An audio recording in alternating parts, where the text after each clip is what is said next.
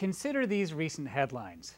Brevard County receives millions of dollars from Tallahassee to begin cleaning up the Indian River Lagoon. Sea turtles set records for nesting here on beaches covered with just delivered sand. And political controversy continues over Brevard County Mosquito Control's purchase of 2 new helicopters for more than $6 million. I'm Matt Reed in the Florida Today newsroom. Today we explore those issues with County Natural Resources Director Ernie Brown. You'll definitely want to hear what Brown has to say about new strategies for killing mosquitoes and the possibility of opening Port Canaveral's locks to flush the lagoon. Watch. Ernie, thanks so much for joining us here today. We have so many different types of issues involving natural resources to talk to you about, but the biggest one is the lagoon. Indian River Lagoon has been top of mind for a lot of people. The legislature just kind of passed some bills. We don't know exactly what the governor is going to do about the budget, but where do things stand in terms of projects and funding and that kind of thing? I would tell you that I think Brevard County fared very well. I think our legislature fully understands the economic value of the lagoon and the importance of restoring it ecologically. So that, I mean, the lagoon itself estimated bringing about $1.2 billion a year annually, direct and indirect economic benefit into our community, just Brevard alone. And I think our legislature gets that. They, in the budget this year, approximately $23 million was dedicated to Brevard County projects. And now that ranged from muck dredging, which is one of our core issues, oyster restoration, which is another one of our core issues, and then a lot of projects that deal with reducing inputs. One of the localities, Rockledge, picked up $700 some odd thousand to deal with septic tanks. Palm Bay picked up about $800,000 to deal with stormwater retrofits. So there's a lot of great projects that they identified, and they run the full gamut of reducing inputs, restoring the ecosystem, and removing the muck. So I think we fared very well. The challenge that we have before us is working together to implement those in a way that is going to see meaningful progress. I think people who have boats and some canal front homes are always interested in where you might be doing some dredging for the muck. Also, there potentially is good environmental cleanup benefits to that. Where is that going to happen? Right now, the legislature appropriated about $9 million for what we call in-water muck removal. Okay, and that's throughout the Brevard County area. Some of it includes canals, some of it includes channels, and some of it includes some of the areas that we call sumps for muck, where muck would deposit in these deep holes. They also appropriated $10 million towards cleaning up the Upper O'Galley River, which is by far the worst muck accumulation area in the county. I mean, in some situations, we have muck as deep as 10 feet thick, and just a huge sink. Where does that come from? Well, it comes from a lot of upland sources and decades and decades of runoff from these sources. I mean, you talk about our sediments that run off. You talk about historically, wastewater treatment plants used to directly discharge into the lagoon. Well, that stuff is still hanging around. We have a very closed system. So that stuff is deep down inside that muck. And, so we have those old, what we call legacy loads, but we still continue to have inputs from erosion sediment control, aquatic weeds. When you see in your ditches, all these weeds that grow there and then they flush out to the lagoon and then they die. And all that organic matter settles to the bottom and creates muck. So algae blooms, we had huge algae blooms, in the last several years. Right. When they die, they become muck. It goes somewhere, it floats to the bottom, and exactly, it sinks to the bottom. It sinks to the bottom, and Brevard County and parts of Indian River County don't have a flushing system. You go down to St. Lucie and Martin, those counties down there, they have several inlets that are very tidally influenced, so they have a lot of flushing. Well, Brevard County doesn't have that. Naturally, our system has been closed. And our ecosystem is built around that, and that's one of the huge economic benefits is this lagoonal estuary system. And so a lot of the what goes in kind of stays in. So we got to look at how we get it out and how do we reduce it from getting in there in the first place. One thing I hear all the time, just regular people out there, is, well, why don't we just cut a new inlet or two? Give me a sense of how easy or hard that would be to do. Well, I think it's important to honestly and objectively look at that option. I think that all options should be on the table. One of the most likely places to look at is just north of Patrick Air Force Base. It's the thinnest part of the beach there, and some have looked at it in the past. The challenge with that particular area is if you cut an inlet there, it's going to benefit from a flushing perspective, the Banana River, Okay. but not the Indian River Lagoon, north and central, because the way Merritt Island is structured, you're not going to have that tidal flush anywhere except for the Banana River. So you're going to spend hundreds of millions of dollars to build it, and then tens of millions of dollars annually potentially in maintaining the inlet, because inlet management is quite expensive. So you're going to spend all that for just getting a third of the lagoon flushed. The question that you have there is, over the centuries, the Banana River and the Indian River proper has adapted and modified itself to a certain ecosystem, and is not a flushing ecosystem. So what are the unintended consequences of doing that? We don't have that answer. Not saying that we should or shouldn't do it, but we don't have that answer. So you're talking about probably a decade plus of studies, permitting to affect that outcome because you just don't know what the impact's going to be. Sure. So I think it's on the table. I think it has to be on the table. You have to objectively look at all possible solutions. Although I can tell you on the preliminary look is it's going to be extraordinarily expensive, and it's only going to affect from a flushing perspective part of the lagoon. What about just opening the locks at the port? Is that something also on the table? Well, we've tried it. We've tried to open the locks, and the locks are 90 feet wide. Okay. So, and the lagoon here is over 240 square miles. Try draining, tidally influencing 240 square miles with a 90-foot opening. We call that the straw in the bathtub phenomena. All right. It just is not going to create enough circulation to make a meaningful difference on the lagoon. Now, when we did open it previously, it wound up shoaling in so badly because of when you have that small opening, it pushes water velocity. The water increases, picks up sediment, and then dumps it out into the basin. And once it gets to the wider portion of the basin, all that sediment drops and shoals up. So they immediately had to come in and dredge it. On the inside, on the river side? No, actually on the port side. Oh, on the port side. Okay. Mm-hmm. Because the water was flowing out of the lagoon into the port. Oh, okay. And then it dropped the sediment there, and they had to come in and dredge it in order to maintain the barge strap. One of the issues I know is of concern to some people, well, it should be of concern to everybody, is we don't really know where the nutrients and the pollution are coming from that are causing the problems in the lagoon. It seems to be a buildup of a lot of factors, but it's hard to go tackle the sources of pollution until you know exactly what they are. I understand Brevard County has requested some money to put some probes or sensors, Kilroy is one name, out into the Indian River Lagoon to try to begin to measure over the next, year or so.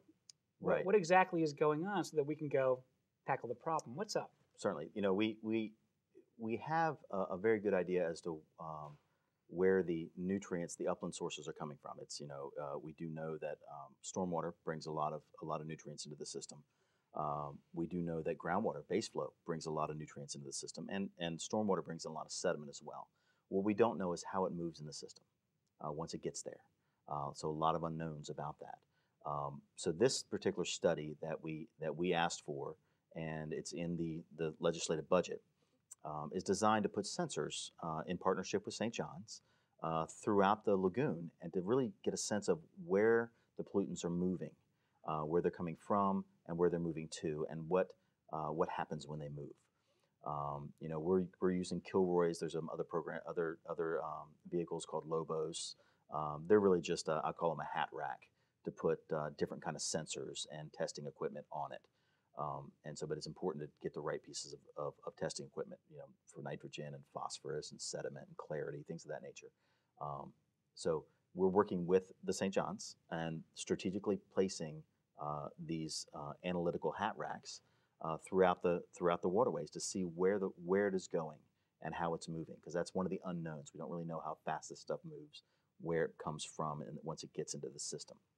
So the important thing about that is good research is the foundation for everything we do. But we shouldn't wait around to get all the information that we have, because there's a lot of information that we already have. So we shouldn't wait around for all the information that we think we need to have. Something that we frequently say in the lagoon circles is, don't let the process slow the progress. Because there are some things that we know we need to do now. There's no question that muck is a detrimental component to this. There's no question that we are still contributing nutrients and excess nutrients into the system. And there's no question that our ecosystem, our oysters, clams, and our wetlands have been compromised. And those are the liver and the kidneys of this system. So we can move forward with the things that we know are going to make a meaningful difference while we're learning more about the system. So that's our objective. We don't need to wait 10 years to get whatever we think we need to know to make a meaningful difference now. Let's talk about the beaches. That's Okay. a big area for you. There's been a major, I guess, beach restoration project or dune restoration project that's been happening in the mid-reach. Bring us up to speed on that. Well, we just completed two very large and successful projects. The 32 miles of beach systems that we manage are broken up into several categories. The North Reach, which is basically Canaveral and Cocoa Beach. The Mid Reach, which is the satellite beach area, and then the South Reach, which is in the Atlantic, and then our South Beaches, which are, also include the Archie Carr Wildlife Refuge. Okay. This year, the Corps of Engineers, and in partnership with the county, who's the local sponsor, put over 1.6 million cubic yards back onto the mid-reach, not the mid-reach, back on the North Reach and the South Reach. Okay. This was as a result of the Sandy impacts and things of that nature. So that was a very successful project. Actually, they just finished it up April 29th. And then we had a smaller dune project that was focused on the mid-reach and our South Beaches. That was also very successful, really focusing on the worst hit areas of the beach system. So we've completed that portion of the project for this year. We'll be looking at, once we get through this hurricane season, what else may need to be done down there. So those projects were successful, and we're already seeing turtles hit the beaches in storm. So, Turtles. yes. This is turtle season. It is. More, fewer turtles, better turtles, 2000, happier turtles. 2003 was a very robust year.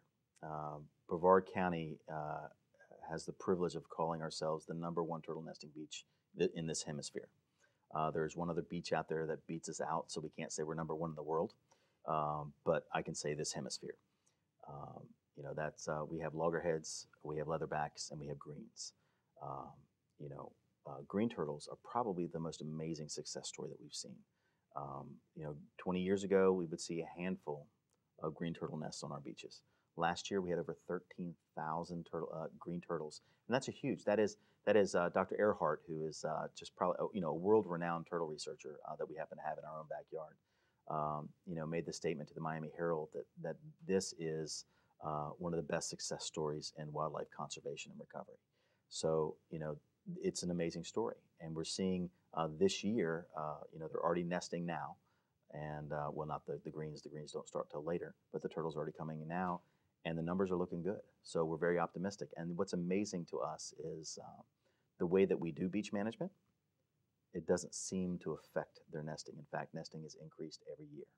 So we seem to have found the right balance between the economics and the ecology. Our beaches, it's a huge economic engine. Conservatively, our beaches bring $1.5 billion a year into our community through tourism. So you look at the beach system, okay, and we strive for that economic and ecologic balance. But it's a huge engine. You tell me another business unit that brings $1.5 billion a year into a community, both direct and indirect. Our lagoon brings in $1.2 billion a year for indirect and direct economic benefit. So those two factors combined, we're talking over $2.5 billion of benefit to our county, and it's natural resource based. Our legislature recognizes that. This year, the legislature has proposed one of the largest beach budgets we've seen in at least a half a decade. So they recognize the value of our beaches. They recognize the value of our natural resources and that economic and ecological nexus. Interesting. Yeah. How about mosquitoes? This is the time of year when, you got to pull a couple of weeds or clean the pool or something, and you're slapping yourself, because there's mosquitoes around. You oversee mosquito control. How is the war on mosquitoes going? Have there been changes in strategy and tactics? We last year, we merged the mosquito control program into natural resources. And I am constantly amazed at how well those two programs work together. Brevard County manages over 25,000 acres of salt marsh impoundments. And these are the salt marshes along the lagoon and the St. Johns. But we're actively involved in managing these. And, we fill them up, we flood them out. Now's the time that we're flooding them to prevent the mosquitoes from actually laying eggs. This year, actually, we started this last year, a very, very proactive preventative approach with what they call using larvicides. And it's basically to get rid of the larvae, the mosquito larvae, before they ever become the biting mosquito. And we believe we had great success last year in that process, and we've already hit it hard this year. And I think we're seeing a lot of success there too. And there's no doubt we're in mosquito season, but we're seeing a lot of success in getting the preventative or the preemptive strike underway. One of the biggest pieces of political folklore, of course, this year is the helicopters that department bought. Probably started before you took it over a year ago, but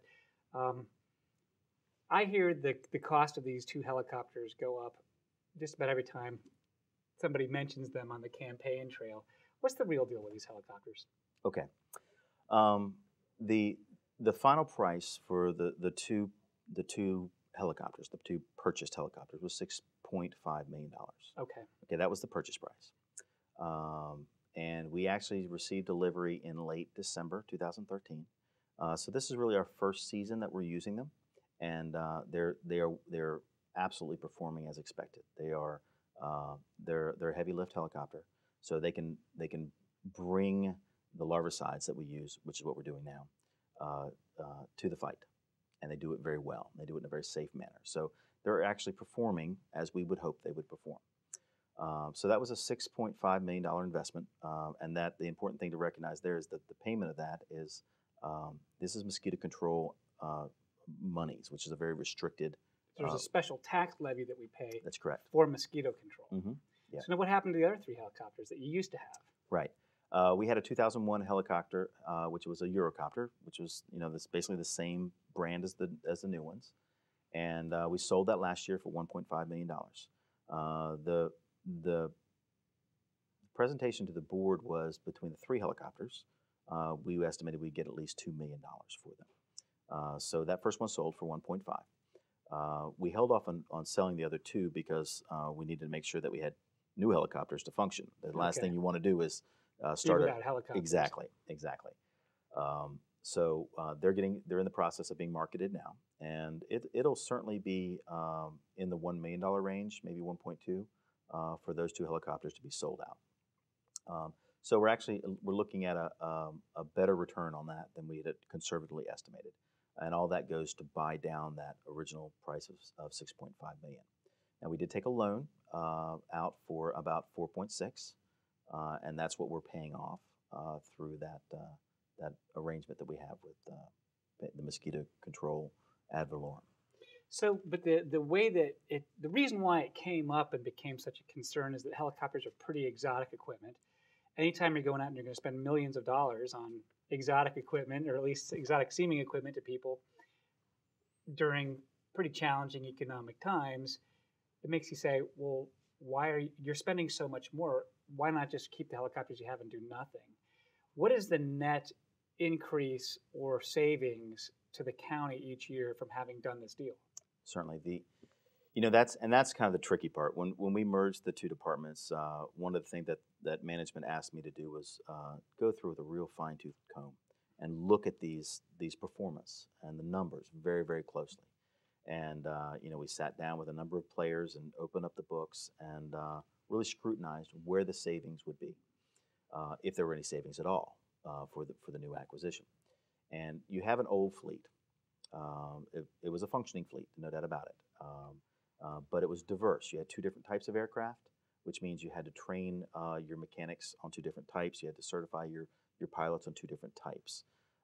So the original proposal was you get two helicopters of the same type then you save in your certification, and you actually can reduce some of your maintenance staff, and which we have done. But you also get efficiencies in parts.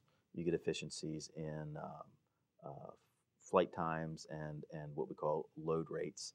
This is a heavier helicopter. It can carry more, so you don't have to fly as often or as far or as many different sorties to get the same acreage covered. So we teased through all that and very objectively asked the question, what are the numbers? And we looked at our current fleet, current operations. So we had those hard and fast numbers. And then we looked at the pro forma of what these 2 new aircraft versus 3 aircraft would cost us. And we looked at it over 15 years. And it's about a $3.6 million savings to the county over those 15 years. Each year it varies because there's certain maintenance needs that happen on, they don't happen annually, they happen at episodic timeframes. So, but we're talking about $240,000 a year savings. Not huge when you talk about the budget that we have countywide, but it is, at the end of the day, a savings over the existing fleet. So that left us in a place that we were comfortable knowing that we were being stewards of the public trust. Could you have saved more? Maybe somewhere. Could you have taken a different approach? Maybe. We tried to work with what we had and where we were, and we do know at the end of the day, these 2 new helicopters saved the county money. Does that include the interest on this loan and yes, everything? Yes. We built into that interest, into that payment, the interest associated with that. So and it's the interest they're on these 5-year notes. So you have to provide some variations for that, but it's that savings is real. I mean, give or take a couple $100,000 at the end of the day. But you're talking $3.6 million over a 15-year period is a center mark. So let me just ask you this: hypothetically, if you had saved more, what could you do with that savings? Could you lower the tax rate for mosquito control? Could you take the money and go spend it to repave a road that needs it so badly? Where could that money go? As far as using the revenues that are generated for mosquito control, they have to stay in mosquito control. Okay. Now, the reality is mosquito control has been operating at a deficit for several years. They built a reserve up, and then they started eating into that reserve. So we're trying to get them to be